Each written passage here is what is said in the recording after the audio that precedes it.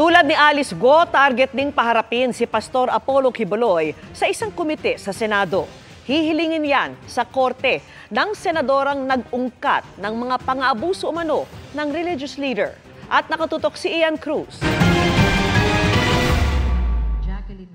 Ngayong hawak na ng mga otoridad si Pastor Apollo Quiboloy, pinaplansya na rin ang pagpapaharap sa kanya sa Senate Committee on Women, Children, Family Relations and Gender Equality. Hinihintay na lang na maitakda kung kailan ang sunod na hearing ng komite. Susulat na ako sa nauukol na korte para masigurong andito rin siya bilang pagsunod din sa standing warrant ng Senado para sa kanya.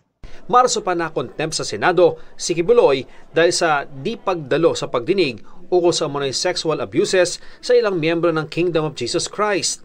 Kaya naipon na ang mga tanong sa kanya.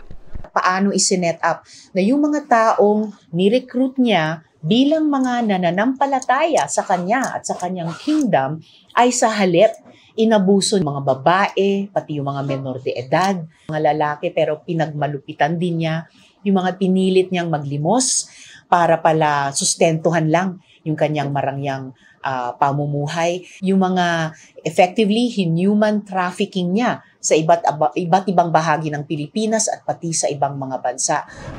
Sinikap ng GMA News na makakuha ang panig ni Quiboloy sa pamamagitan ng kanyang abogado pero hindi nila sinagot ang aming text at tawag.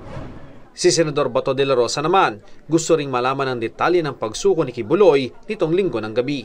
Hindi pa ako masyado nalilinawan sa exact details of his surrender.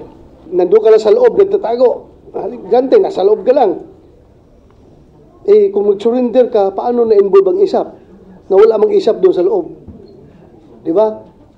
Alam ka naman, papasok pang isap doon sa compound ng QGC para mag-surrender ka. Papaya kayong pulis na kontrolado nila yung area, di ba?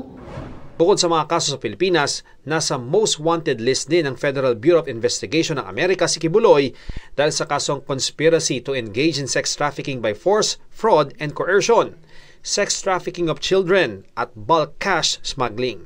Para sa GMA Integrated News, Ian Cruz, nakatutok 24 oras.